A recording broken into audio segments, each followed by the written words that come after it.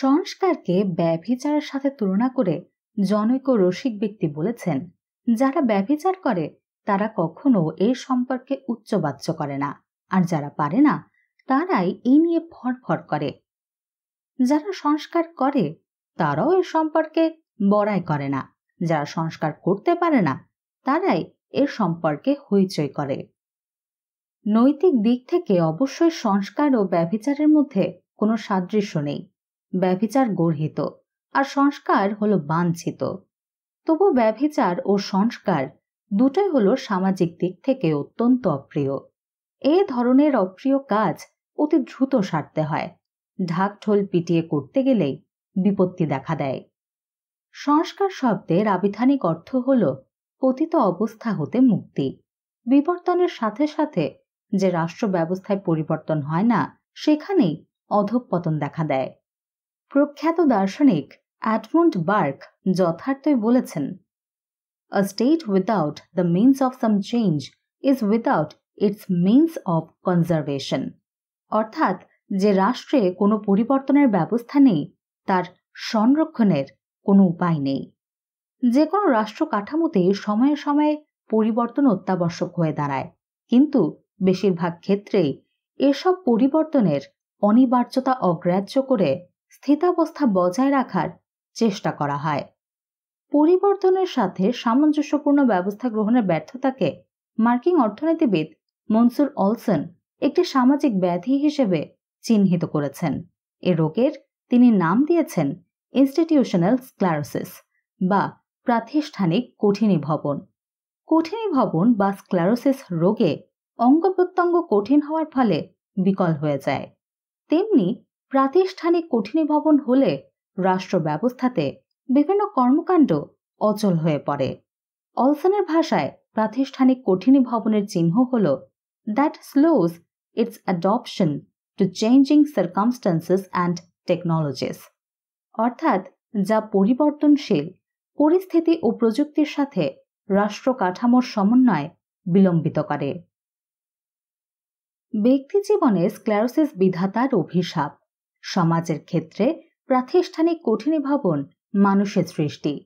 তবে সংস্কার প্রবর্তনে নিছক অনিচ্ছাকৃত ব্যর্থতা হতে প্রাতিষ্ঠানিক কঠিনীভবনের জন্ম হয় না।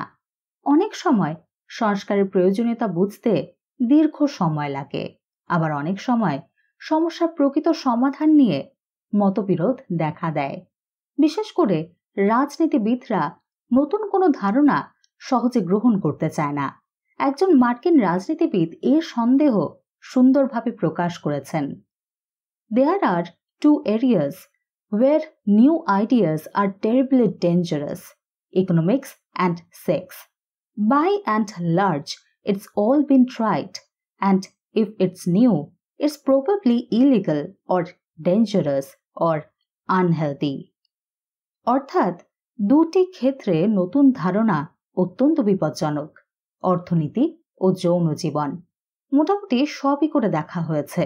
যদি ধারণাটি নতুন হয় তবে তা বেআইনি অথবা বিপজ্জনক অথবা অস্বাস্থ্যকর। তবে সংস্কারের সকল প্রস্তাবই অভিনব নয়, তাই অনিচ্ছাকৃত ব্যর্থতা দীর্ঘদিন ধরে চলতে পারে না। যারা জ্ঞানী তারা নিজেরা ভুল করার আগেই অন্যের ত্রুটি থেকে শিক্ষা গ্রহণ করে। এমনকি যারা নির্বোধ তারাও নিজেদের ভুল হতে জ্ঞান লাভ করে। বিশেষ করে যখন রাষ্ট্র ব্যবস্থাতে বিপর্যয় দেখা দেয়, তখন সংস্কার প্রবর্তনে অনিচ্ছাকৃত ব্যর্থতার কোনো সুযোগ থাকে না। প্রাতিষ্ঠানিক কঠিনীভবন ইচ্ছাকৃতভাবে সৃষ্টি করে কায়েমি স্বার্থবাদীরা।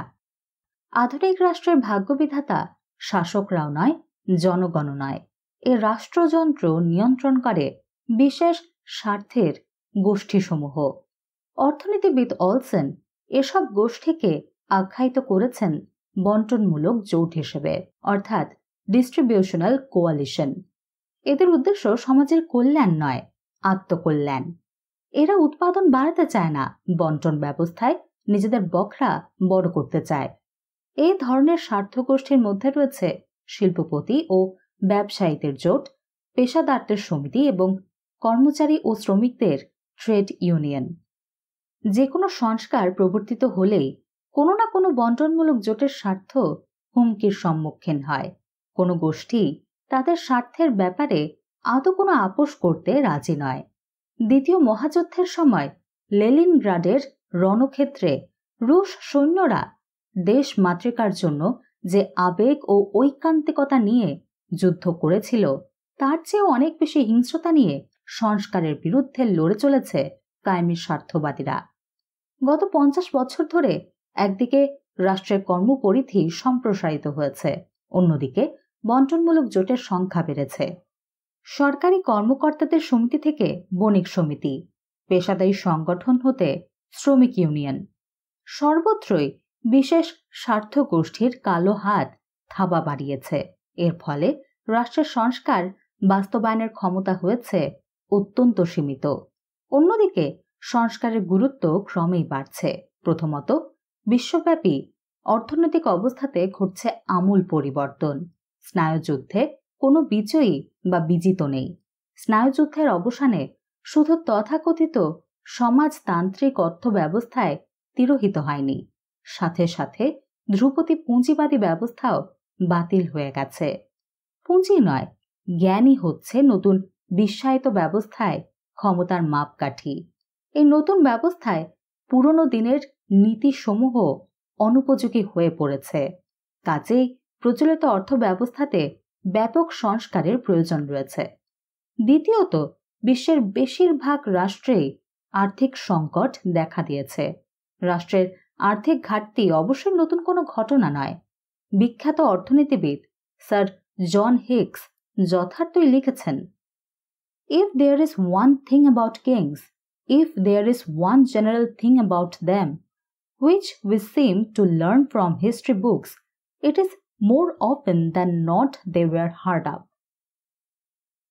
অর্থাৎ রাজাদের একটি প্রবণতা, ইতিহাস থেকে আমরা যদি একটিও শিক্ষা গ্রহণ করি তা হল রাজাদের সবসময় অর্থের টানাটানি ছিল। আধুনিক রাষ্ট্রসমূহে আর্থিক সংকটের একটি বড় কারণ হলো এই যে সবাই কর হ্রাস করতে চায়, কিন্তু কেউই খরচ কমাতে চায় না। এর ফলে ক্ষুদ্র অর্থনীতির ক্ষেত্রে অনুসৃত নীতিমালা সার্বিক আর্থিক নীতিমালার সাথে সামঞ্জস্যপূর্ণ নয়। সরকারের বাজেট ঘাটতি বিশ্বের বিভিন্ন দেশে অস্থিতিশীলতার সৃষ্টি করেছে। তৃতীয়ত, গত 2 দশক ধরে রাষ্ট্রের ব্যর্থতা প্রকট হয়ে উঠেছে। অর্থনীতিবিদ অ্যান্ড ক্রুগার এই ধরনের ব্যর্থতাকে 2 ভাগে বিভক্ত করেছেন। 1, করার ত্রুটি, 2, না করার ত্রুটি। সরকারের অপচয় প্রথম ধরনের ত্রুটির প্রকৃষ্ট নজির। দ্বিতীয়ত, না করার ত্রুটির মধ্যে রয়েছে অদক্ষ পরিচালনার ফলে সামাজিক ও ভৌত অবকাঠামোর অকার্যকরতা এবং সার্বিক অর্থনৈতিক ক্ষেত্রে অনুপযোগী নীতি অনুসরণ, যথা অবাস্তব বিনিময় হার, সুদের হার ইত্যাদি। সরকার শুধু যা করছে তা ভালোভাবে করলেই চলবে না, যা করছে না তাও করতে হবে। সংস্কারের প্রয়োজনীয়তা অনুভব করায় যথেষ্ট নয়। সংস্কারের জন্য প্রয়োজন সুদৃঢ় রাজনৈতিক অঙ্গীকার। কিন্তু ভালো অর্থনীতি অধিকাংশ ক্ষেত্রেই ভালো রাজনীতি নয়।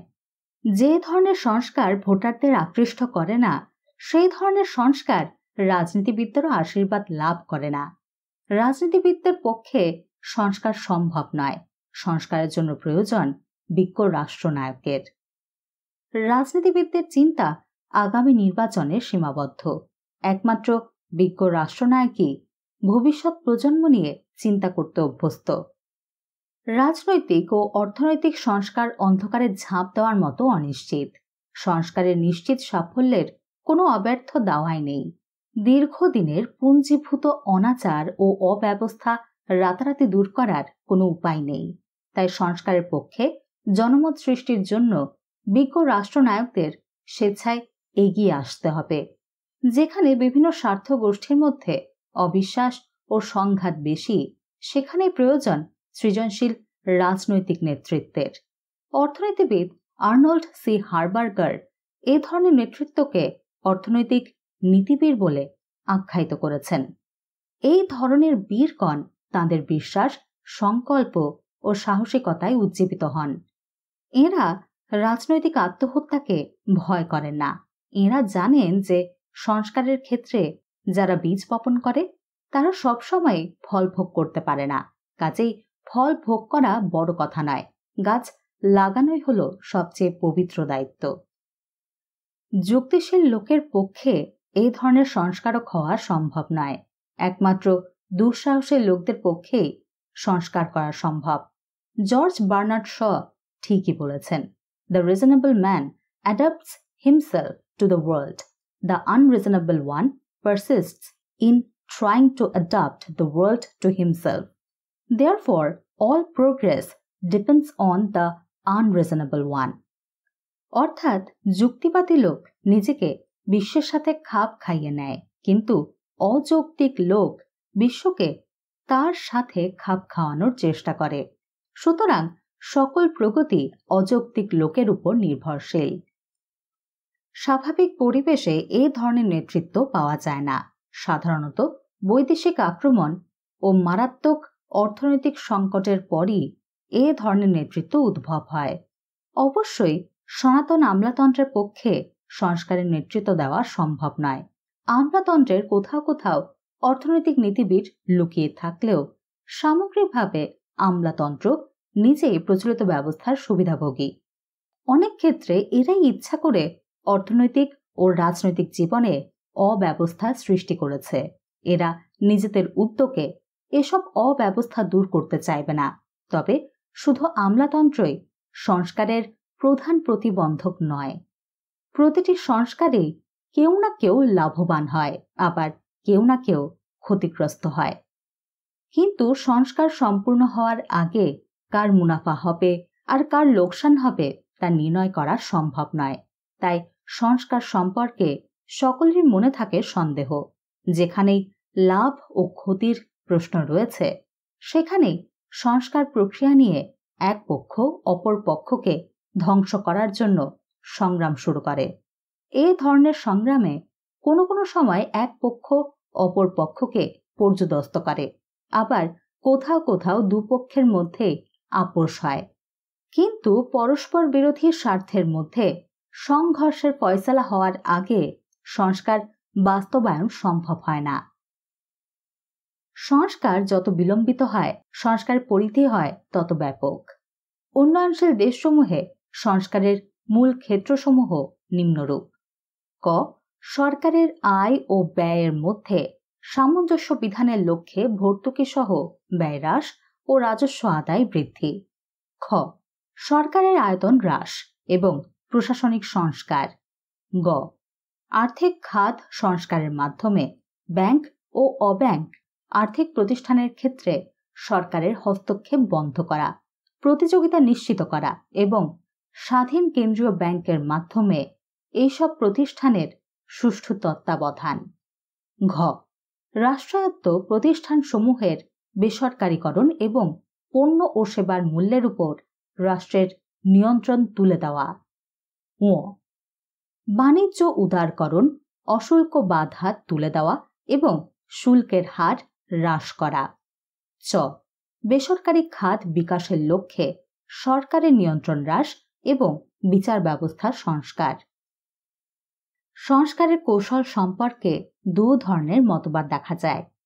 এক ঘরানার অর্থনীতিবিদরা মনে করেন যে সংস্কারের প্রকৃত সুফল পেতে হলে সকল ক্ষেত্রে সংস্কার একই সাথে বাস্তবায়ন করতে হবে।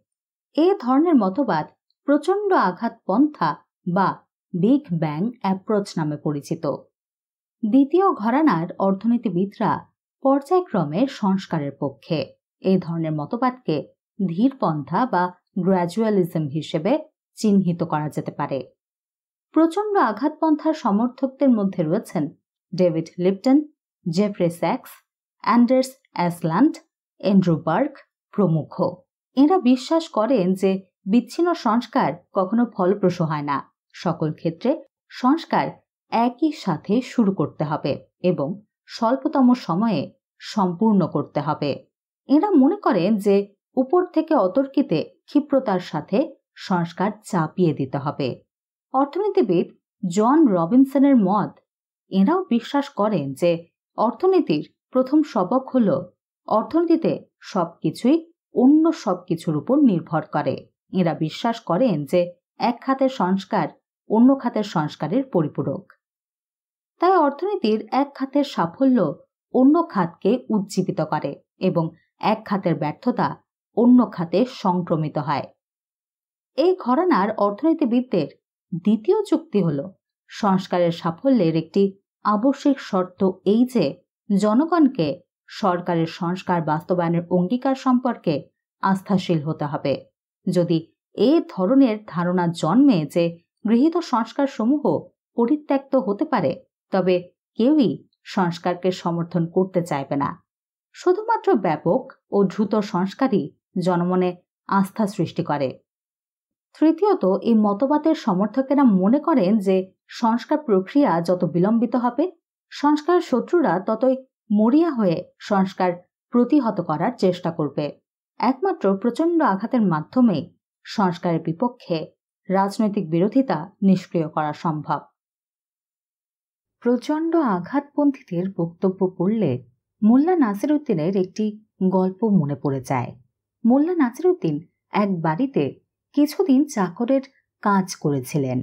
মনিব তাকে একদিন ডেকে বললেন, দেখো বাপু, তুমি একবারের কাজ একবারে করো না। তোমাকে 3টি ডিম আনতে বললে 3 বার বাজারে যাও, এতে অযথা সময় নষ্ট হয়। এবার থেকে একবারে সব কাজ সেরে আসবে। একদিন মনিবের অসুখ করল। তিনি নাসিরউদ্দিনকে ডেকে বললেন, হেকিম ডাকো। নাসিরউদ্দিন গেলেন, কিন্তু ফিরলেন অনেক রাতে, আর সঙ্গে নিয়ে আসলেন এক দঙ্গল লোক। মনিব ক্ষেপে বললেন, হেকিম কই, এত সময় লাগলো কেন? নাসিরউদ্দিন বললেন, আপনি যেভাবে হুকুম করেছেন সেভাবেই কাজ করেছি, হেকিম নিয়ে এসেছি। কিন্তু হেকিম যদি আপনার অসুখ দেখে বলেন পুলটিস লাগবে, তার জন্য লোক নিয়ে এসেছি। হেকিম যদি বলেন গরম জল চাই, তবে কয়লা লাগবে, তাই কয়লাওয়ালা নিয়ে এসেছি। এর মধ্যে যদি আপনার শ্বাস ওঠে, তবে কোরআন শরীফ পড়ার জন্য মৌলভী লাগবে, তাই মৌলভী সাহেবকে নিয়ে এসেছি। আর আপনি যদি মরে যান, তবে লাশ বইবার লোক চায়, সেজন্য লোক নিয়ে এসেছি। মোল্লা নাসিরউদ্দিনের কপাল ভালো, এত সব লোক জোগাড় করে ফিরে আসা পর্যন্ত তার মনিব জীবিত ছিলেন। কিন্তু এত সব সম্পন্ন করার বহু আগেই বেশিরভাগ রোগী মরে যাবে। একসাথে এত সংস্কার করতে গেলে আঁতুর ঘরে সংস্কার অক্কা পাবে। ধীর পন্থার সমর্থকগণ মনে করেন যে সংস্কার উপর থেকে চাপিয়ে দেওয়া সম্ভব নয়। এই মতবাদের সমর্থকদের মধ্যে রয়েছেন রিচার্ড পোর্টেস, রোনাল্ড ম্যাকিনন, ম্যাথিয়াস ডিওয়াট্রিপন্ট এবং রোনাল্ড জেরার্ড। তারা মনে করেন যে সংস্কার জনগণের কাছে গ্রহণযোগ্য হতে হবে। প্রচণ্ড আঘাত জনগণের কষ্ট বাড়ায় এবং জনগণকে সংস্কার প্রক্রিয়া হতে বিচ্ছিন্ন করে দেয়। ধীরপন্থীরা মনে করে যে আস্তে আস্তে সংস্কার বাস্তবায়নে জনগণের যন্ত্রণা লাঘব হবে এবং সংস্কার প্রক্রিয়ার পক্ষে ধীরে ধীরে জনসমর্থন সৃষ্টি হবে। ধীরপন্থায় সংস্কারের সাফল্যের সম্ভাবনা বেড়ে যায়। দ্বিতীয়ত, সংস্কার বাস্তবায়নে ব্যর্থতার ফল বেশিরভাগ ক্ষেত্রে শূন্য নয়, ঋণাত্মক। ব্যর্থ সংস্কার উপকারী নয়, বরং অধিকাংশ ক্ষেত্রেই অপকারী। এ সম্পর্কে বিশ্ব ব্যাংকের একটি সাম্প্রতিক প্রতিবেদনে যথার্থই বলা হয়েছে, failed reform attempts could be very costly. For example, money spent to restructure state enterprises and pay off their debts is wasted if the enterprises fail to improve. More difficult to quantify but not less important are the costs in wasted human and political capital. অর্থাৎ ব্যর্থ সংস্কার প্রচেষ্টা অত্যন্ত ক্ষতিসাধক। উদাহরণস্বরূপ বলা যেতে পারে যে যদি রাষ্ট্রায়ত্ত প্রতিষ্ঠানসমূহে কোনো উন্নতি না দেখা দেয়, তবে এই প্রতিষ্ঠানসমূহের পুনর্গঠন ও মন্দ দেনা পরিশোধের জন্য ব্যয়িত অর্থের অপচয় হয়। মানবিক ও রাজনৈতিক পুঁজির ক্ষতিও কম গুরুত্বপূর্ণ নয়। ধীর পন্থার সমালোচকগণ মনে করেন যে কায়েমি স্বার্থের বিরোধিতার ফলে সংস্কারের পক্ষে বেশিরভাগ ক্ষেত্রেই জনসমর্থন গড়ে তোলা সম্ভব নয়। ধীর পন্থার সংস্কার প্রক্রিয়াকে তাই মোল্লা নাসিরউদ্দিনের ভালুক শিকারের সাথে তুলনা করা হয়ে থাকে। কথিত আছে যে সুলতান একবার মোল্লা নাসিরউদ্দিনকে তাঁর সাথে ভালুক শিকারে যাওয়ার জন্য তলব করলেন। নাসিরউদ্দিন ছিলেন খুবই ভীরু, তবু সুলতানের আদেশ পেয়ে কাঁপতে কাঁপতে তিনি ভালুক শিকারে গেলেন। পরদিন নাসিরউদ্দিন খুবই খোশ মেজাজে বাড়ি ফিরে এলেন। মোল্লা স্ত্রী জানতে চাইলেন, ভালুক শিকার কেমন হয়েছিল? মোল্লা জবাব দিলেন, চমৎকার। মোল্লা স্ত্রী প্রশ্ন করলেন, তা কয়টি ভালুক মেরেছেন? মোল্লা বললেন, একটিও না। আবার প্রশ্ন হলো, তাহলে কয়টি ভালুক দেখেছেন? মোল্লা উত্তর দিলেন, একটিও না। মোল্লা স্ত্রী আবার জিজ্ঞেস করলেন, শিকার তাহলে চমৎকার হলো কিভাবে? মোল্লা বললেন, আহা বেগম, তুমি বুঝতে পারছো না, ভালুক শিকারে একটিও না যথেষ্টের চেয়ে বেশি। ভীরুরা ভালুক শিকার করতে পারে না, তাদের পক্ষে সংস্কার করাও সম্ভব নয়।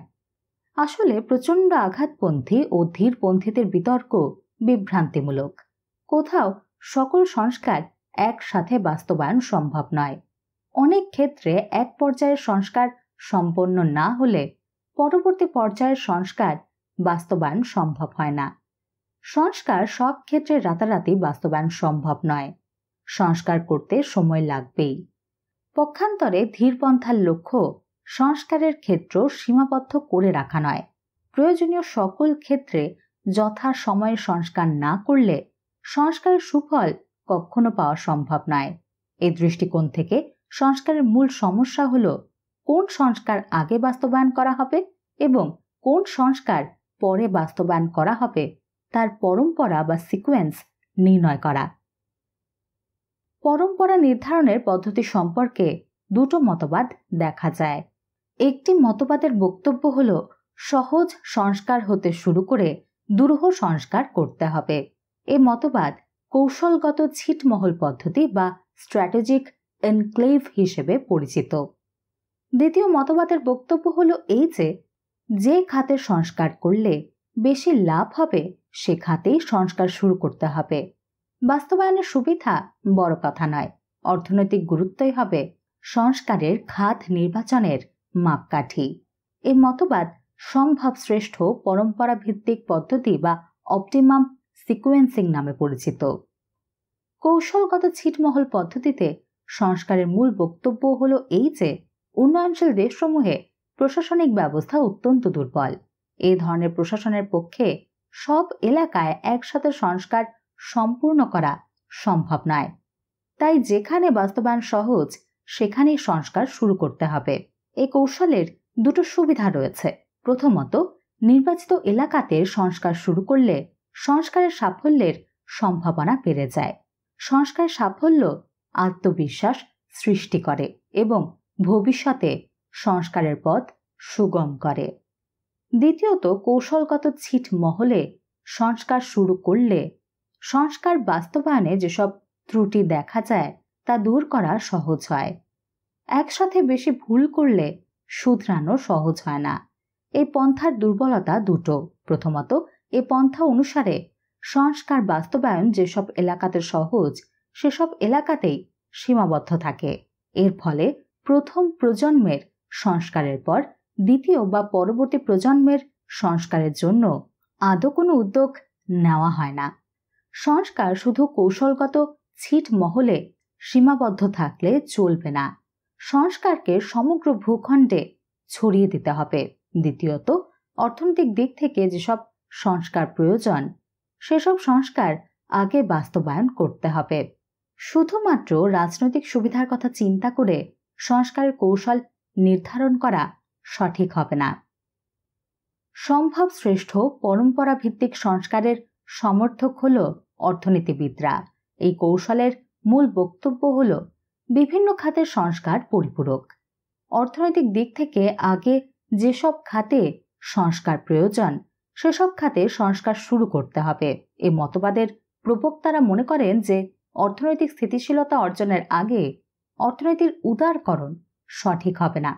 উদাহরণস্বরূপ বলা যায় যে বাজেট ঘাটতি হ্রাস করার আগে বাণিজ্য উদারকরণ করা হলে শুল্ক খাতে রাজস্ব কমে যেতে পারে। এর ফলে বাজেট ঘাটতি আরও বাড়তে পারে। অর্থনৈতিক স্থিতিশীলতা অর্জনের আগে সুদের হারের উপর সকল বিধিনিষেধ তুলে দিলে সরকারের ঋণ বাবদ সুদের ব্যয় বেড়ে যাবে। এর ফলে বাজেট ঘাটতির সমস্যা প্রকট হবে। সম্ভব শ্রেষ্ঠ পরম্পরা ভিত্তিক সংস্কারের সমর্থকগণ সংস্কারের ক্ষেত্রে নিম্নরূপ অনুক্রম সমর্থন করেন: সার্বিক অর্থনৈতিক স্থিতিশীলতা অর্জন, অভ্যন্তরীণ আর্থিক খাত সংস্কার, শ্রম বাজার সহ বিভিন্ন উৎপাদনের উপাদানের বাজার সংস্কার, পণ্যের বাজার সংস্কার, বৈদেশিক বাণিজ্যের সংস্কার এবং পুঁজি বাজার সংস্কার। অবশ্য সকল দেশের বাস্তব পরিস্থিতি অভিন্ন নয়, কাজেই প্রতিটি দেশকে রাজনৈতিক ও অর্থনৈতিক দিক থেকে বিবেচনা করে সংস্কারের সম্ভব শ্রেষ্ঠ পরম্পরা নির্ধারণ করতে হবে। প্রখ্যাত ইতালীয় দার্শনিক নিকোলো ম্যাকিয়াভেলি যথার্থই বলেছেন, "The innovator makes enemies of all those who prospered under the old order, and only lukewarm support is forthcoming from them who would prosper under the new." অর্থাৎ যারা পুরনো ব্যবস্থাতে সমৃদ্ধি অর্জন করেছে তারা নতুন ব্যবস্থার প্রবর্তকদের শত্রু হয়ে দাঁড়ায়। এমনকি যারা নতুন ব্যবস্থায় লাভবান হবে তারাও সংস্কারকে অত্যন্ত হালকা সমর্থন প্রদান করে। সংস্কারের শত্রুর অভাব নেই, কিন্তু সংস্কারের বন্ধু খুবই কম। এর দুটো কারণ রয়েছে। প্রথমত, সংস্কারের ফলাফল নিশ্চিত নয়, তাই সংস্কারের ফলে যাদের লাভবান হওয়ার সম্ভাবনা রয়েছে তারাও সরাসরি লাভবান না হওয়া পর্যন্ত সংস্কার সমর্থন করে না। দ্বিতীয়ত, অনেক ক্ষেত্রে সংস্কারের প্রথম পর্যায়ে কারো লাভ হয় না, বরং সকলেই ক্ষতিগ্রস্ত হতে পারে। তাই অনেক অর্থনীতিবিদ বলে থাকেন যে সংস্কারের ফল ইংরেজি যে অক্ষরের মতো। প্রথম দিকে যে অক্ষর নিচের দিকে নামে, সংস্কারের ফল প্রথম দিকে তাই ঋণাত্মক থাকে। যে অক্ষর অল্প ব্যবধানে উপরের দিকে উঠতে থাকে, অতি অল্প সময়ের জন্য ঋণাত্মক প্রভাবের পর সংস্কারের সুফল দেখা দেয়। যতক্ষণ পর্যন্ত সংস্কারের ফলাফল ঋণাত্মক থাকে ততক্ষণ পর্যন্ত সংস্কারের জন্য সমর্থন লাভ সম্ভব হয় না। সংস্কার বাস্তবায়নে যেসব বাধা আসে তাদের সম্বন্ধে দু ধরনের ব্যবস্থা নেওয়া যেতে পারে। প্রথমত, যারা ক্ষতিগ্রস্ত হয় তাদের ক্ষতিপূরণের ব্যবস্থা করা যেতে পারে। এই ধরনের ক্ষতিপূরণ শ্রমিকদের ক্ষেত্রে অতি সহজে প্রদান করা সম্ভব। স্বল্প মেয়াদে এই ধরনের ক্ষতিপূরণ ব্যয়বহুল হলেও দীর্ঘ মেয়াদে এর সুফল অনেক বেশি লাভজনক হতে পারে। কিন্তু ক্ষতির খেসারত তাদেরই দেওয়া সম্ভব যাদের ক্ষতি প্রত্যক্ষ ও আইনসঙ্গত। কিন্তু সংস্কারের ক্ষেত্রে সবচাইতে বেশি প্রতিরোধ আসে তাদের কাছ থেকে যারা প্রচলিত ব্যবস্থা হতে অনুপার্জিত মুনাফা অর্জন করে। উদাহরণস্বরূপ বলা যেতে পারে যে একটি রাষ্ট্রায়ত্ত প্রতিষ্ঠান বন্ধ হলে শ্রমিকদের ন্যায্য ক্ষতিপূরণ দিলেই তারা সন্তুষ্ট হবে। কিন্তু শ্রমিকদের নামে যেসব ট্রেড ইউনিয়ন নেতা বেআইনিভাবে অর্থ আত্মসাৎ করছে তাদের ক্ষতিপূরণ দেওয়া শক্ত। তাই অনুপার্জিত মুনাফাখোরদের না দাঁড়িয়ে সংস্কার বাস্তবায়ন করা যাবে না। সংস্কারকে জয়যুক্ত করতে হলে কায়েমি স্বার্থের বিরুদ্ধে জনমত গড়ে তুলতে হবে। সংস্কারের পক্ষে সুদৃঢ় রাজনৈতিক অঙ্গীকার নিশ্চিত করতে হবে। কোন ধরনের সরকার সংস্কারের পক্ষে অধিকতর উপযোগী সে সম্পর্কে অর্থনীতিবিদদের মধ্যে মতবিরোধ রয়েছে। কেউ কেউ মনে করেন যে এক নায়কদের পক্ষে সংস্কার ত্বরান্বিত করা সহজ, কেননা এক নায়কদের ভোটারদের খুশি করার কোনো বালাই নেই এবং তাদের পক্ষে রাজনৈতিক ভিন্নমত দমন করা সম্ভব। পক্ষান্তরে গণতান্ত্রিক ব্যবস্থাতে কায়েমি স্বার্থবাদীরা সংস্কারের বিপক্ষে অতি সহজে প্রতিরোধ করে তোলে। তবু এক নায়করা বেশিরভাগ ক্ষেত্রেই সংস্কারের সপক্ষের শক্তি নন। বাস্তব অভিজ্ঞতা থেকে দেখা যায় যে স্বৈরাচারী সরকার অনেক ক্ষেত্রে দস্যু সরকারে পরিণত হয়। হাইতিতে ডুভালিয়র, উগান্ডাতে ইদি আমিন ও জায়ারে মোবুতু সরকার এর প্রকৃষ্ট উদাহরণ। আবার কোনো কোনো ক্ষেত্রে দেখা যায় যে গণতান্ত্রিক সরকারও সাফল্যের সাথে সংস্কার বাস্তবায়ন করেছে, যেমন স্পেন। বিশ্ব উন্নয়ন প্রতিবেদন 1997 বিশ্লেষণ থেকে দেখা যায় যে এর সম্পর্কে কোনো সুনির্দিষ্ট সিদ্ধান্ত সম্ভব নয়। শতকরা 20% ক্ষেত্রে গণতান্ত্রিক ব্যবস্থা সংস্কারের সহায়তা করেছে। অন্যদিকে শতকরা 20% ক্ষেত্রে একনায়কত্ব সাফল্যের সাথে সংস্কার বাস্তবায়ন করেছে। বাকি 60% ক্ষেত্রে কোনো সুনির্দিষ্ট সিদ্ধান্ত সম্ভব নয়। তবে গণতান্ত্রিক ব্যবস্থাতে সকল ক্ষেত্রে সংস্কার সম্ভব নাও হতে পারে, কিন্তু গণতান্ত্রিক প্রক্রিয়াতে দস্যু সরকার কখনো টিকে থাকতে পারবে না। সংস্কার হলো এক ধরনের যুদ্ধ। সকল যুদ্ধেই রণনায়কদের মনে রাখতে হয় যে শত্রুর বিরুদ্ধে অগ্রসর হওয়ার পরিকল্পনায় যথেষ্ট নয়। সব সময়ই পেছনে হটে যাওয়ার জন্য আপৎকালীন পরিকল্পনা থাকতে হবে। সরকারকে শুধু সাফল্যের জন্য প্রস্তুত থাকলেই চলবে না, ব্যর্থতার জন্য সতর্কতা অবলম্বন করতে হবে। সংস্কার হলো প্রণয় ঘটিত সম্পর্কের মতো জটিল। প্রণয় ঘটিত সম্পর্ক যে কোনো আহাম্মকও শুরু করতে পারে, কিন্তু এই ধরনের সম্পর্কের সাফল্যজনক পরিসমাপ্তি টানতে পারে একমাত্র পাকা খেলোয়াড়রাই। সংস্কারও যে কোনো আহাম্মক শুরু করতে পারে, কিন্তু সবাই সংস্কার শেষ করতে পারে না।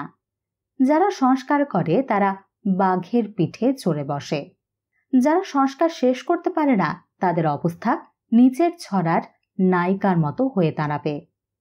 There was a young lady of Niger who smiles as she rode on a tiger. They returned from the ride with the lady inside and the smile on the face of the tiger. অর্থাৎ নাইজারের একজন যুবতী মহিলা একটি বাঘের পিঠে চড়ে হাসছিল। যখন ভ্রমণ শেষে তারা ফিরল তখন মহিলাটি ভেতরে আর হাসি বাঘের মুখে। সংস্কার করতে গেলে বাঘের পিঠে চড়তেই হবে। উন্নয়নশীল দেশসমূহ গহীন অরণ্যের চেয়েও অনেক বেশি সাপদ সংকুল। এখানে কায়েমি স্বার্থবাদী বন্টনমূলক জোটসমূহ বনের বাঘের চেয়েও হিংস্র ও ক্ষিপ্র। বাঘকে এড়ানোর স্বাধীনতা সংস্কারকের নেই, তবে সব বাঘের বিরুদ্ধে একসাথে লড়াইয়ের প্রয়োজনও তার নেই। তার পক্ষে বাঘ নির্বাচন সম্ভব। প্রথম লড়াইয়ের জন্য সংস্কারককে তাই এমন বাঘ বেছে নিতে হবে যাকে সে সাফল্যের সাথে সম্পূর্ণ পরাভূত করতে পারবে। পারস্যের কাহিনীকার নতুন বিবাহিত স্বামীদের যে পরামর্শ দিয়েছে সংস্কারকদের ক্ষেত্রেও তার সমভাবে প্রযোজ্য। গুরবা কুস্তান সবই আওয়াল, অর্থাৎ বিড়াল মারো প্রথম রাতে।